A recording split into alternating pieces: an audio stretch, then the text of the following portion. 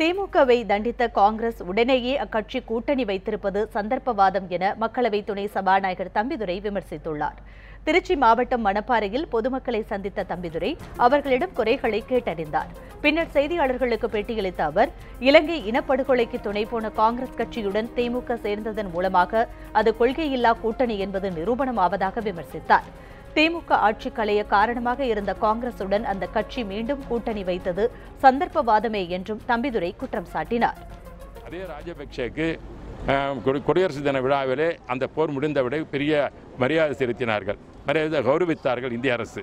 அந்த அன்றைய இந்திய அரசு திராவிட முன்னேற்ற கழகம் காங்கிரஸ் ஆகும். அதற்கு பிறகு இதே கனிமொழி டிஆர் போன்றவர்கள் எல்லாம் இலங்கைக்கு சென்று ராஜபக்சேக்கு அவரோட விருந்து உண்டார்கள். இப்படி ஒரு கொள்கை இல்லாமல் இருப்பதன் காரணமாக அந்த கூட்டணி கொள்கையில்லா கூட்டணி, ஒரு ஆப்பர்ச்சி கூட்டணி என்று தான் நான் சொல்கின்றேன். ஆகவே திராவிட முன்னேற்ற கழகம் காங்கிரஸ் கூட்டணி என்பது ஒரு கொள்கையற்ற கூட்டணி, ஒரு சந்தர்ப்பவாத கூட்டணி தான் சொல்ல முடியும்.